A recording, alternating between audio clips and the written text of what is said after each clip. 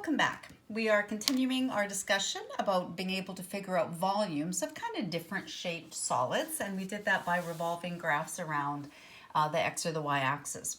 So we're going to continue that thought, but we're going to take more than one function at a time now. So let's just picture, so let's say we have a portion of a trig graph, okay? And we're going to call this one f of x. And we're going to rotate that around the x-axis, so it will be going this way. But we're going to have another graph as well. So let's say I've got this one, so kind of a very shallow parabola, and I'll call this one g of x. So one thing at a time, if I take this line and rotate it about the x-axis, I will have something kind of looking like that, okay? And it will go from here to here. If I do the same thing with this little parabola shape, so I'm a little bit off here, I'll have something, let's say, that looks like this. Putting it all together and trying to picture what has happened here, there is actually a tunnel now going through this big shape. And the fact that both lines were rotating, it produced an empty space right here. So this is hollow. So what is left is kind of like this hourglass shape with this empty tunnel going through the inside. So for me to be able to figure out the volume of what's left, it's minusing two shapes, right? I could take that entire shape minus the shape of the inside, which represents that hole, and I will figure out what the entire volume will be. So we're really just minusing volume of the whole shape minus volume of the inside.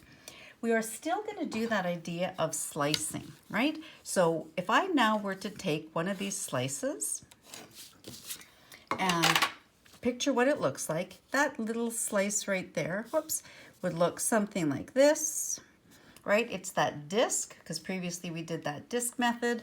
So if I took one slice like this, I now see in the interior there's a gap. So looking at this thing, just in this setup instead, I have two radius here I really need to think about. I have the radius of the cylinder that was created on the inside, so just this value right here. So that radius would be this amount. Okay, so that's a smaller radius of the two shapes. And then I'll have, so that would be this on my diagram, just from there to there. But the radius of the larger shape would extend from there to there. And that would represent extending all the way up to the top. Okay, so there's two different radius. And radius was very important when we had our formula for determining volume. For determining volume, we went through this idea. Once you knew your limits, you took your function and you squared it. But how did you determine the value of the function? This was always radius, and therefore radius squared. So we have two steps to do. We will take the volume of that whole shape, the whole thing, so the higher function actually, minus the volume of the whole, okay? And the whole actually was another shape. So this is your f of x value integrated, and this is your g of x value integrated. So the formula ends up looking kind of tedious.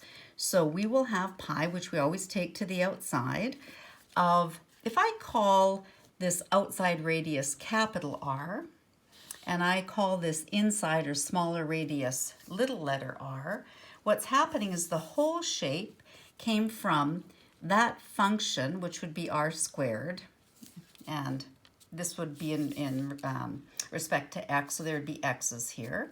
And then I would take away from the same limits the value of the function, which is really represented by the small letter r dx.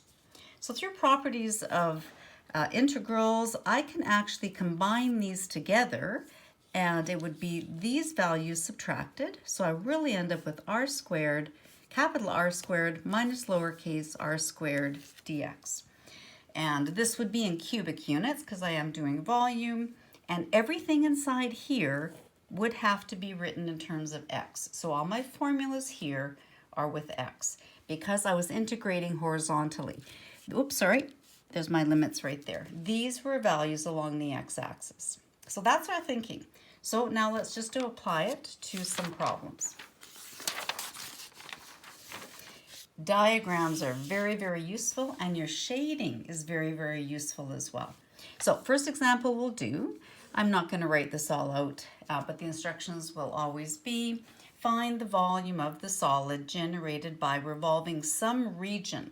And they'll talk about the region being bounded by certain functions, or bounded above, or bounded below, or enclosed by. So the wording will change depending on the source.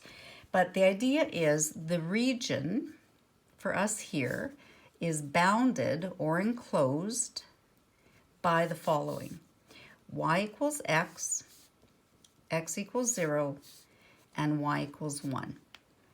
So diagram is going to help me here, and I'm going to rotate this region about the x-axis. So I have more than one function. So there are my functions, right? I want a diagram and I want to see what's happening. So I've got the graph of y equals 1. So let's say this is 1. I have the graph of y equals x. So this was my y-axis and this is my x-axis. And the region enclosed by, so this function, and x equals 0. So what is x equals 0? That's the y-axis. So here becomes very important that I shade the area that they're talking about. And that's not always that easy. But I've got that shaded. The fact that I'm rotating about the x-axis, I need to know from where to where. They didn't tell me where to rotate, but it's what's enclosed by this. So I need to be able to figure out, well, I just did it. I need to be able to figure out from 0 to where. So where do these two graphs meet? Well, if you put them equal to each other, if y equals y, then x equals 1. So their meeting point is 1, 1. Then I would be able to write that in there. So I have my limits. I'm integrating from 0 to 1, and this is going to spin. But before we get started, I do want to show you how many different possibilities there are in terms of how this thing can spin. So let's say I take it, and as we're going to do, we are going to spin it about the x-axis. So I just want to get a highlighter here. Okay, so I'm going to take this same region and do a whole bunch of different things with it. There's that region. If I decide to spin it about the x-axis, what will end up happening is symmetry, right? I will see kind of what I had here. What shape ended up being created? It's a cylinder, but it's got a hollow interior. So the cylinder, I would take the cylinder's volume minus the cone's volume. So I have a solid, but it has a hole in it. That's what would happen if I rotated this thing about the x-axis. How about instead if I take the exact same thing? So here's my same shape. How about now if I rotated about the y-axis? Would this thing still be hollow? Well, now I'm rotating it about this. So this shape, there's my symmetry. There's what I have now. Well, nothing about this is hollow. So this had a hollow component to it. This one is totally solid. This I'd be integrating with respect to y. So for my formula, all this stuff here, this would be f at y, this would be dy. I would have to change my formulas to make sure this had a y in it. So these are very, very different shapes. Then something else can happen. We can start into spinning around wherever we want. Here's my shape again, and this was the line y equals 1. What if I say, let's make this our kind of axis of rotation. Let's take this shape and spin it about here. Then I would end up with this shape. I have another cone, but it's been turned sideways. So this is me now spinning about some other line. Okay, that's not an axis. That is the line called y equals 1. But again, this would end up with a solid shape, and I have to be able to tackle that one. How about if I took our same region, said, you know what, here's where I want to spin it about. I want to spin it about a higher line. Let's say this line is y equals 2. Using symmetry, what would this look like? Well, here's now what I have. This would have spun here. I'm ending up with kind of a funny looking, almost a pylon, right? If you think about it, it's kind of like a pylon, but the interior would be hollow.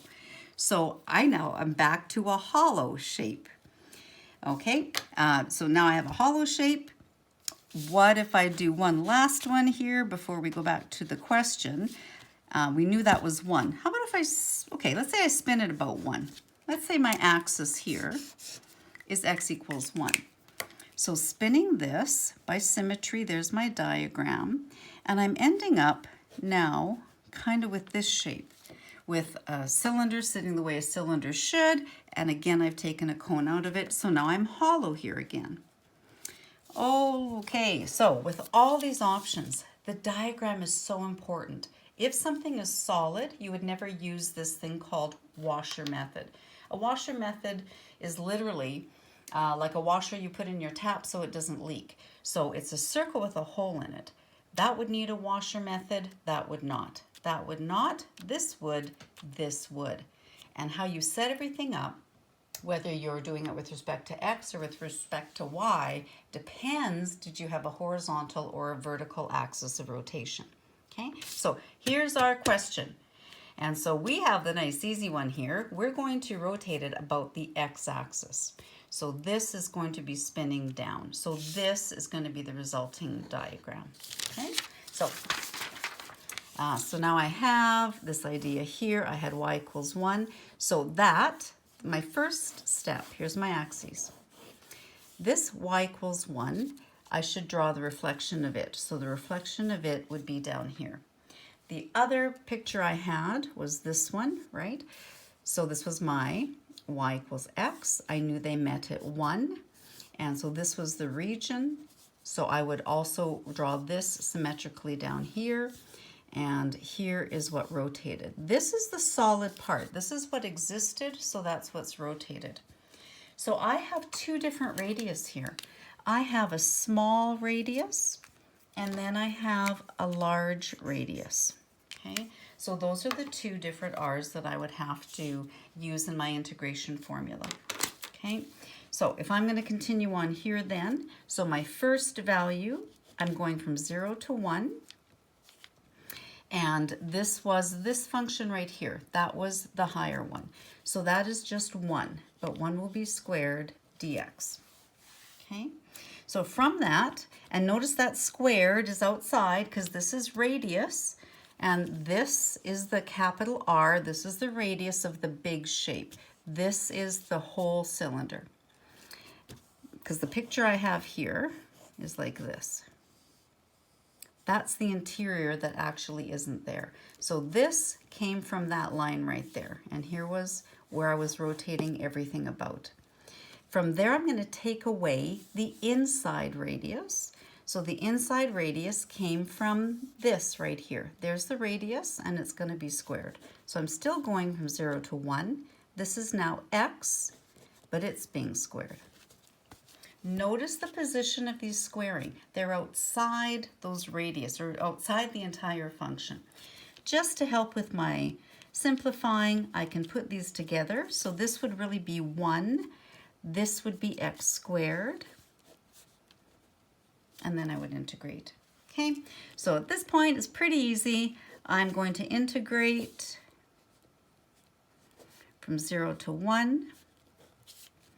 So I will have pi, I'll put a 1 in there, minus a 1/3, and then that's all minus 0. So I will have 2/3 pi. So that is going to be the formula for the solid that was left after that cone was removed from the cylinder. You have other checks. Okay, you have Math 9, right? You have a calculator. So you can always put this into a calculator. So like at this step, here's where you'd probably want to put it into the calculator and literally put your pi sign out front.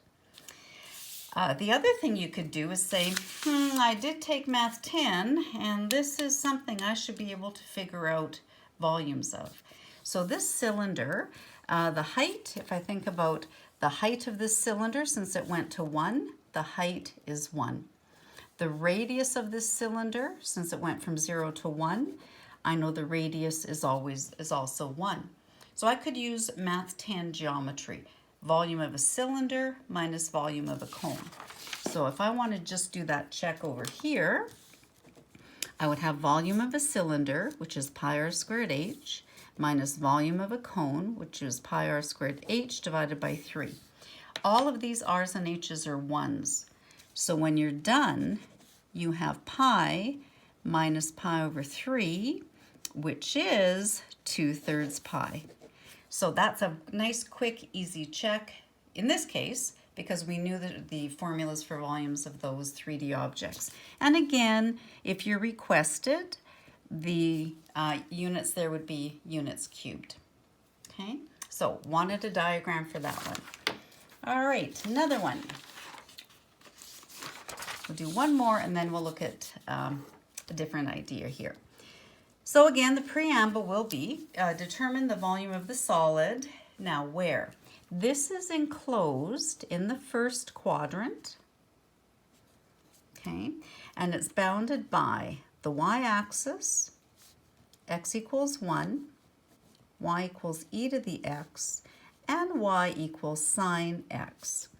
And all of these are going to be revolved about the x-axis. Okay, so we want a diagram. So e to the x, that's a growth exponential function and a sine function, and I'm rotating that way. Okay, so a sine function, let's see here, how about pi over 4, and at pi over 2, it'll reach its max. So let's put this at 1. So a sine function would be doing this, okay?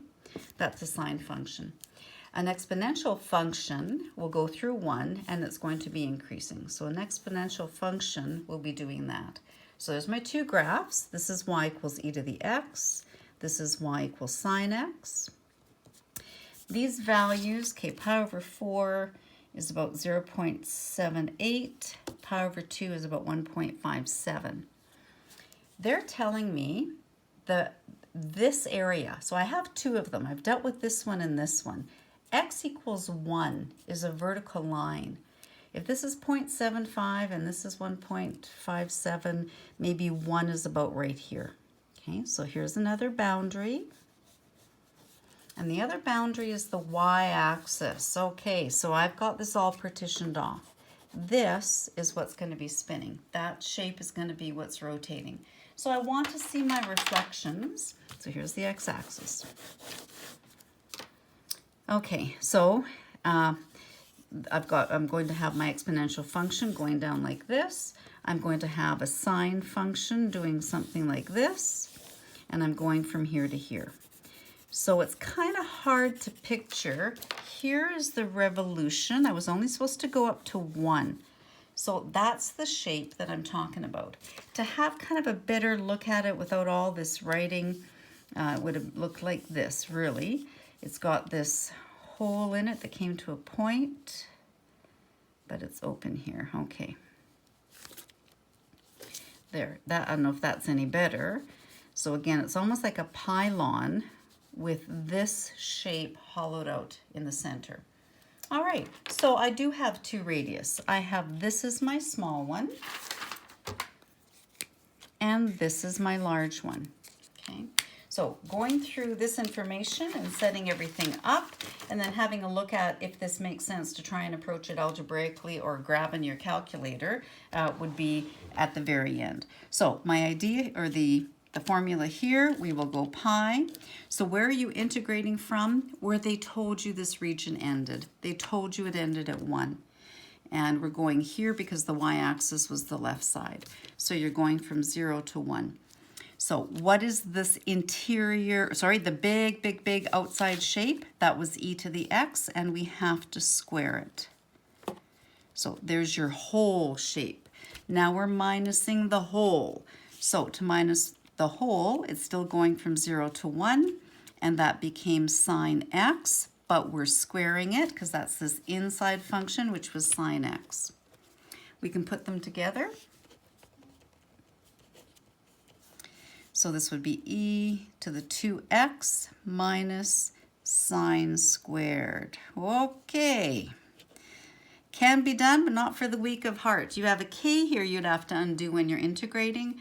So you don't know what to do with sine squared. You'd need to use the trig identity to change this into something you could deal with, which would be cos 2x, 1 minus 2 sine squared. And work at this thing until you had the sine squared isolated. That would be something you could integrate pretty easily. So this now, for sure, I would tackle just using my calculator and my Math 9 key and rounding to 3 decimal places. If you want to finish this off and verify it for yourself that you put this into your calculator properly, that should be your answer.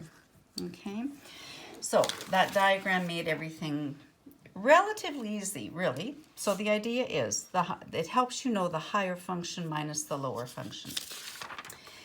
Last topic for today is how about if we revolve or rotate our shape about other lines, okay? So about lines that are not an axis, are not the x or y axis. Okay, the formula is still there. We still know how to determine volume, but getting my radius, that is going to be the big difference here. Okay, so first question, we're going to figure out the volume of the solid generated by rotating a certain region. What is this region? The region is enclosed by y equals root x, y equals 1, x equals 0. Okay, so that's going to be our region. And what are we going to rotate it about? We're going to try a few different things. So first of all, we'll rotate it about the line y equals 1. So we want the diagram. Knowing the region, knowing where things intersect is going to help us. So I'm rotating this about the line y equals 1. So that's different. So here's the line. Here's my axes. So right here is the line y equals 1. I'm going to also draw y equals root x.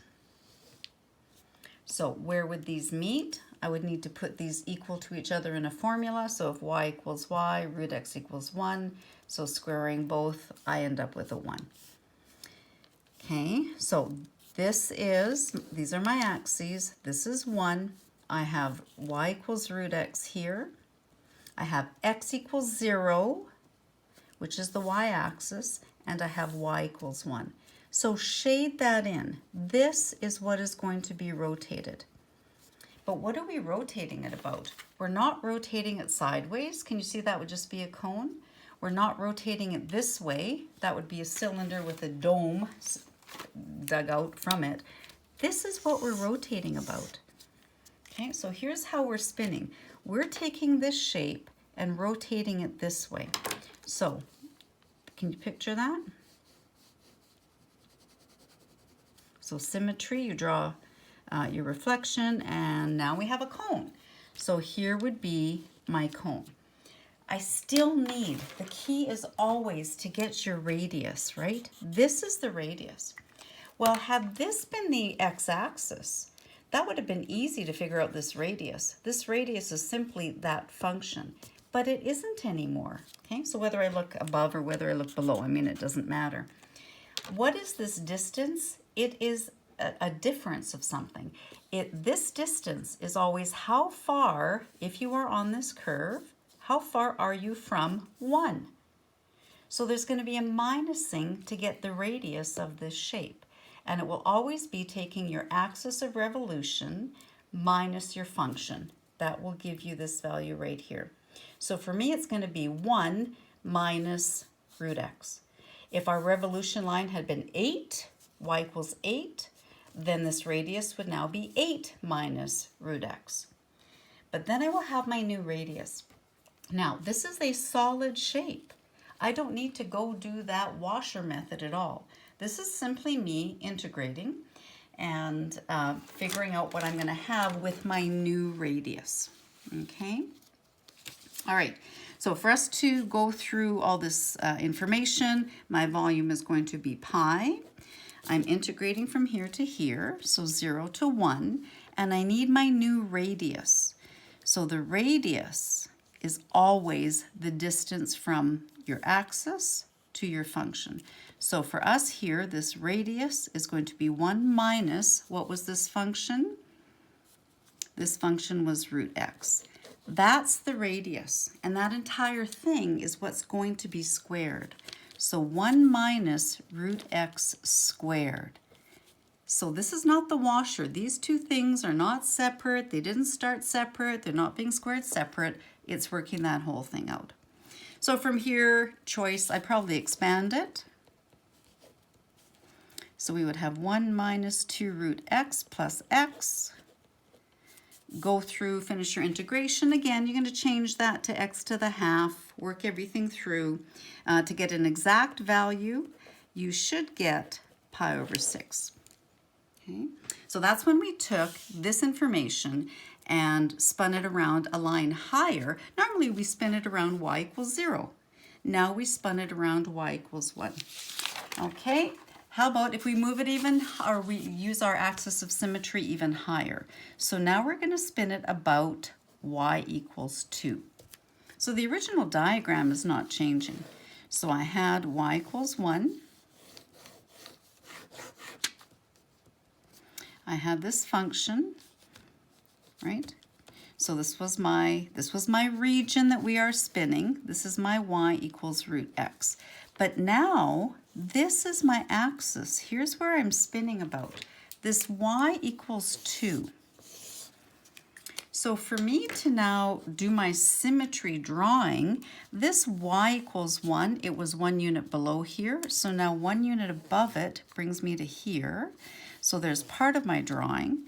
And then to draw this one, I would kind of be here. Okay, so to reflect this, an equal distance above, I now have this. So what is this thing looking like? Okay, so this again is, this is going to be a washer. This is kind of a pylon looking thing. If I could, well, I think you, I don't know if it's better maybe to look at it this way. I don't know if that kind of helps you see what's going on. This is an equal distant cylinder inside, and that's really the shape. So this is the formula, or this is the shape that I'm looking for the volume of. Okay, so there are two functions here. The inside function is a cylinder. There's your radius of the cylinder. The outside function, I mean, I should be going down here, I guess. The outside function will have a different radius. Okay, so as long as I can figure out how far those things are from 2, then I'm fine. So this radius is 2 take away, sorry, it only went up to here. 2 take away this, which is 2 take away 1. That will give me this distance. But the distance all the way down to here, yeah, would be 2 take away root x. And those would be the new radius. So getting my formula set up for these, this is the washer method. So I have the idea of the whole shape minus the volume of the whole. Okay, so the whole shape, we went from 0 to 1. So 0 to 1, and it's all in respect to from where I am, from the higher function to the lower function versus 2. So I would have 2 minus this higher function. Remember that came from root x. That's being squared. From that, I would take now the volume of the inside from 0 to 1. So that radius is 2 minus what that function was, which was a 1. I'm squaring that. So notice the location of the squares. We're back to 2 separate functions, so they're being squared separately. But this represented a radius, and this as well represented a radius. So you would probably want to expand each of them first and then put them together. Well, this is easy. This is just a 1. So putting them together, multiplying that through, I'll have 4 minus 4 root x plus x. This will be minus 1. You can combine these. You can go through and keep integrating for your own reference. You can finish this off algebraically. It's not a tough one. You'll get 5 pi over 6. All right, one more. Why not? We've got time. Last one here, we're now going to take that same region, whoops, this will be C, and we're going to rotate it about x equals 1. So the functions that I had were y equals root x, y equals 1, and x equals 0. So my drawing is still the same, it's just what I'm doing with it and which way I'm rotating. So there's my axes, here's my y equals 1, and there's my y equals root x. And we know they intersected at 1. Same region that you're shading in.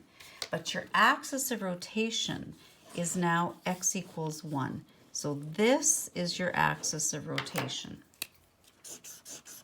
Okay, so that way. So this shape, right, is spinning around there. So finishing it off and drawing it in, what it should look like, probably something like this. Okay, so we're looking at this shape. That was a 1 because of symmetry. This must be a 2. We know this is a 1, but we're integrating now regarding a vertical line. So it's as if we were integrating with respect to the y-axis, but we moved everything over this way. So we're integrating with respect to y.